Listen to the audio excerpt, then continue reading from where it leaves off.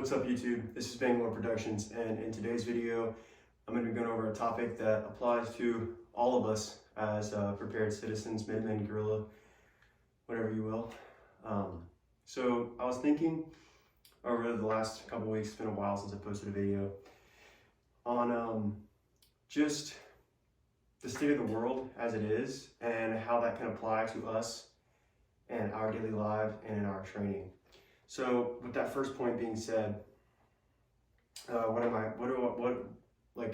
I mean by that? Like, obviously we all are tracking on world events, what's been happening in the world. But a certain thought in my mind goes back to March or February of 2022 with Russian invasion of Ukraine. So with that being said, picture yourself, you're on your back porch, enjoying a cup of coffee on one morning, and then the next you're being shelled by artillery.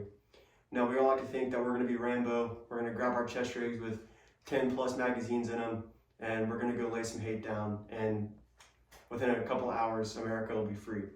All the invaders will be dead, and the next morning we'll be back on our back porch drinking a cup of coffee and telling our kids and our grandkids about, how awesome we were as Rambo.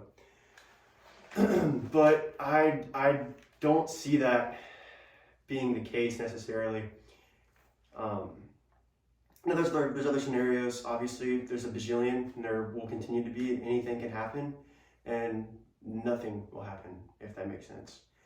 A big one people like to hit on is, a tyrannical government takeover. I don't see that happening anytime soon. The biggest threat in my mind, aside from, a home invasion or natural disasters or, just total collapse of society, which a natural disaster can lead to that if it's large enough, would be a foreign invasion. Now, obviously, America, we have the #1 military, #1 Navy. We're not going to get invaded, but anything can happen. If you've seen Red Dawn, then you might understand what I'm getting at. Something like that, right? That kind of scenario. Except, the one thing I didn't necessarily understand growing up watching that movie is why the military wasn't there to fight back. And that might be something that a lot of you have that same mindset on too.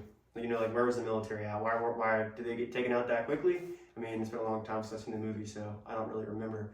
But in my mind, the way it would work is kind of like how it works in Ukraine, right? So we have a foreign invasion, right? Within the next couple days, the U.S. military has already responded, they've intercepted, and they're dwindling, right? It's war. That's what happens in war. You lose numbers on either side. So where do we fit in? Where do we fit in the picture, right? Well, think of like the volunteers going to Ukraine, or the civilians themselves that picked up weapons and started fighting, many of whom had no prior military experience and have now garnered all this experience on the battlefield, if they made it that long. But it's a big eye-opener for me, and obviously it's something I've thought about before, but not something that I put as much thought into as previously thought. Tyrannical government takeover, that's the big thing that everybody's so worried about. But I just don't see that as being our biggest threat as prepared citizens. Obviously, nor do I see a foreign invasion being just as great of a threat. Neither one of them is going to happen, extremely unlikely. But in the event, I think we need to reprioritize our mindset and our training. And this brings up the point about, take this pack off, that I've been seeing, and obviously you'll see it online anywhere that gear or tactics or logistics or anything is discussed is, oh, he doesn't have enough magazines on, he's going to die immediately. He has 3 magazines, that's not enough, he only has 6. He needs 12 plus magazines on his kit, 12 plus in the assault pack, because when I was in Iraq or I was in Afghanistan, I carried 10 magazines on my patrol, plus 15 in the assault pack, and I would never step out of the wire with any less than that. Well, there's a time and a place, right? Like,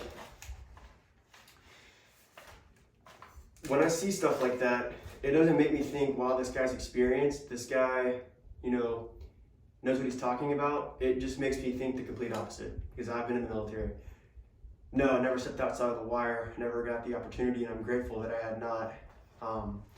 But I cannot fathom why a person by themselves or, on the squad, team size element, as a civilian, would want to burden themselves with the load of 10 plus mags on their kit and then however many in the assault pack. I don't see the point in that, and the reason why is because as civilians, the whole point that people are trying to get across is we don't have the logistics, we don't have the supply train that the military has, so we have to carry everything we possibly can. And I think that's just dumb, because the reason why those guys can carry 10 plus magazines on patrol is because when they get into a firefight and they burn through 7 and they walk into their firefight and they burn through the rest, now they're into their assault pack, guess what? They're going to get a resupply to fill up all 20 mags that they just spent in a firefight, right? As civilians, are we going to have that? No. So if you carry 10 plus magazines and you're overburdened with this weight of 10 magazines, because a magazine's about a pound, depending on what caliber you're carrying. So you have all this weight, and then you either never get to use it and you just carry it the entire time, or like people say, I'm going to burn through 7 mags in a firefight, and now you're down to 3 magazines, right? Plus whatever you have in your assault pack. And then once you're out, you're out. Like if you have to leave and you're with your team, your squad, you have your family, they have their families, you're at your hideout, your safe house, and you're conducting patrols, you get into an engagement, and you just spend all your ammo. Now you may have a stockpile back at the house, but how is that going to get to you in a manner that's quick enough and safe enough? I guess it's for you to decide. But how I see it as a civilian, I would rather carry less ammo and more of other supplies that I could use down the line. Hint, hint, wink, wink. That being said, because if I burn through all my ammo right there, I have no more ammo. But if I'm in an ambush and I take 5 well-placed shots and then they fall into a trap that has been preset or something of that nature, and I can get out as quickly as possible, I only spent 5 rounds, maybe, and then the time it took me to create the trap and the time it took me to sit in the ambush site, right? And instead of burning through all that ammo, now I have none, and I have to resort to scavenging, I still have plenty of ammo left over.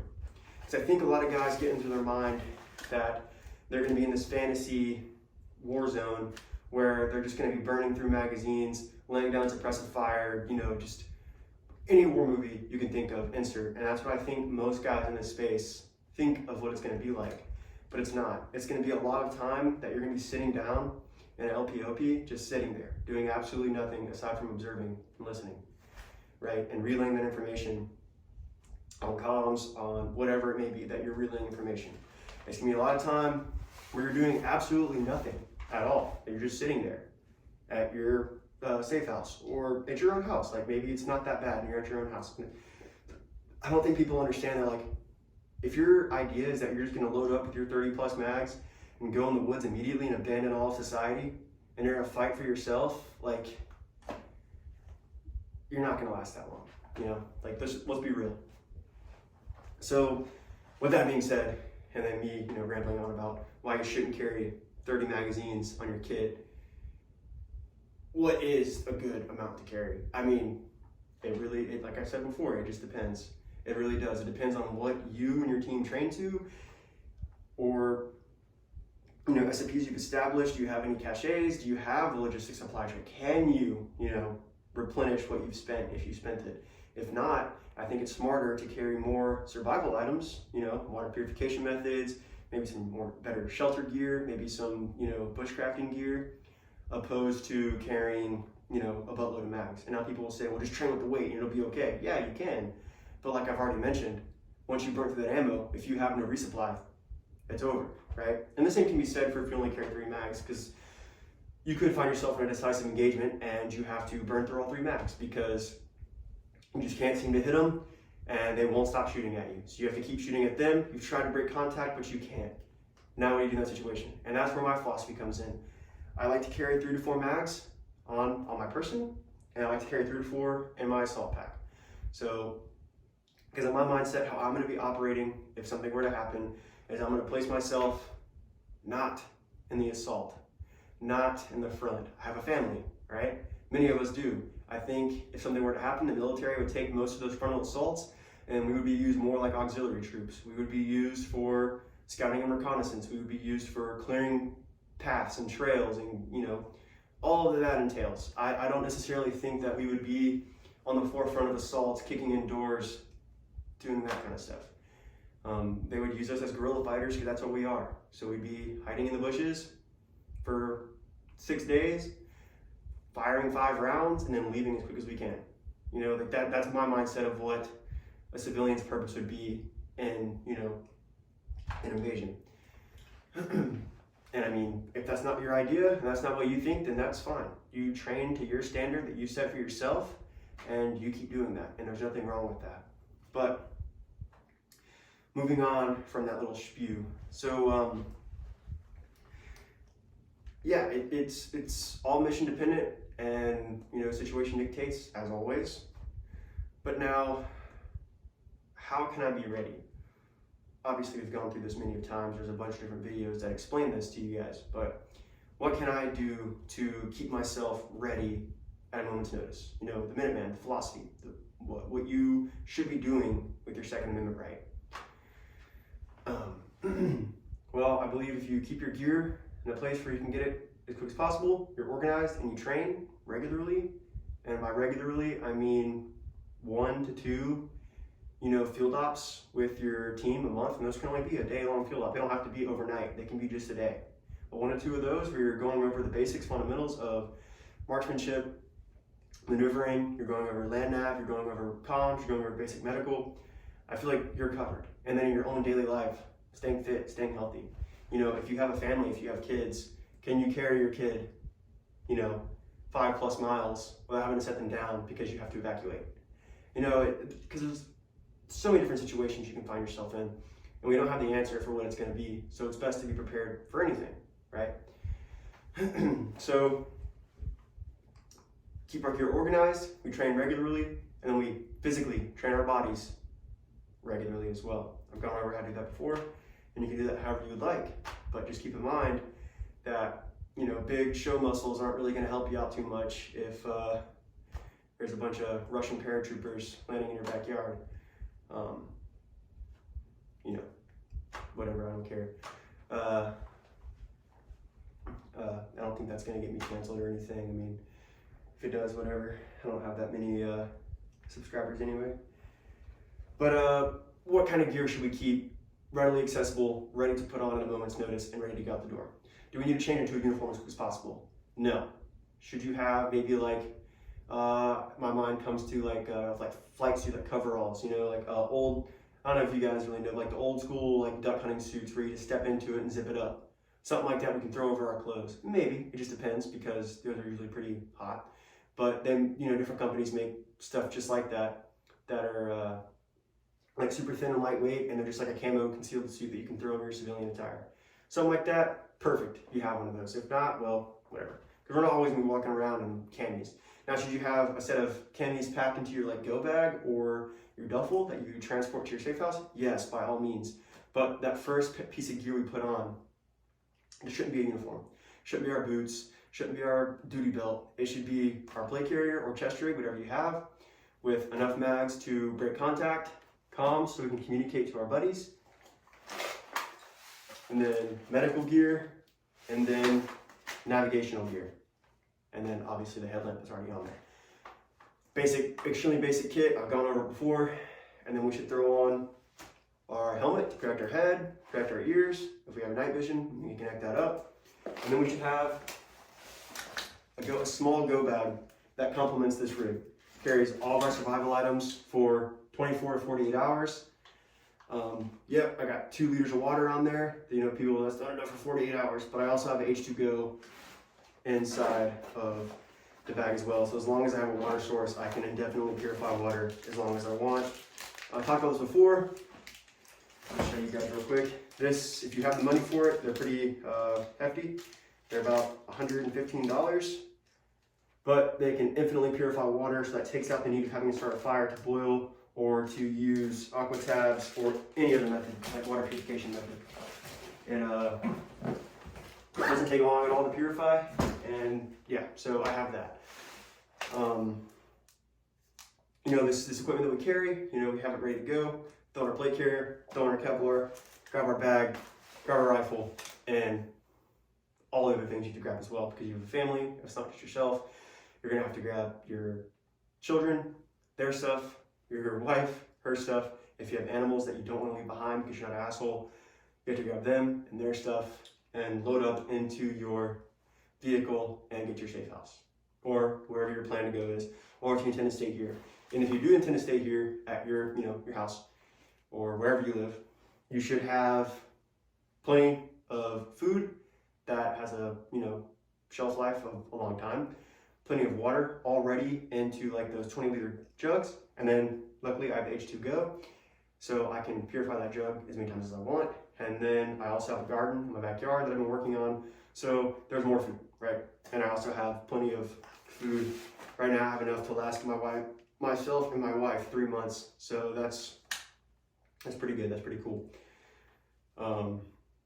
If you do intend to hunker down, be smart about it. Don't be shooting out your window or shooting out your door unless you absolutely have to. And I wouldn't kick out patrols from your house, obviously, because they're just gonna chase you back to your house and blow your house up with a 155 shell. So be smart about whatever your plan is. Don't try to be the gung-ho hero, super soldier that tries to take on the entire invading army alone and unafraid, and then get yourself swacked. And then now your wife has to raise your kids by herself because you thought you were gonna be awesome and carry your 30+ magazines and all of your gear and go right up to the National Guard and tell them that I'm here to fight, and then you just get blown up by a 155 shell. So that's the gist of it all. Be ready, be prepared, and don't be afraid to get your hands dirty. Now, this isn't supposed to incite like paranoia or fear, no fear mongering, right? That's stupid. What it's meant to do is just kind of enable you to be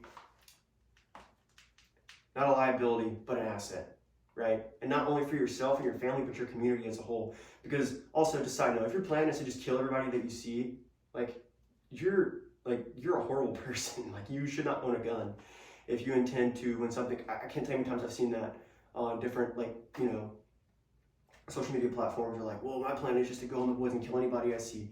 You shouldn't even own a firearm if that is your plan. That's stupid.